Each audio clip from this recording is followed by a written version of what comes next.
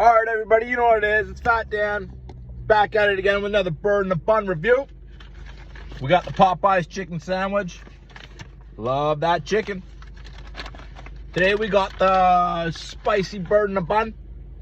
The lineup there was absolutely insane. People were doing $100, $150. They couldn't even keep up. But hopefully it was well worth the wait here. Have a look. Good looking bird. Good looking bun. Nice pickle in there.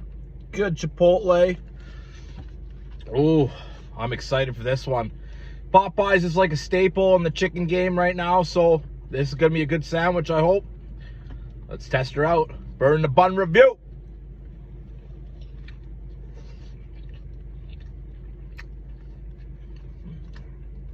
Woo! Sodium content through the roof. But that pickle in there cuts that right in half. That nice spicy chipotle aioli is absolutely delicious on there. Good kick, good spice. Nice thick bird. Look at that, freshly cooked. Good crisp.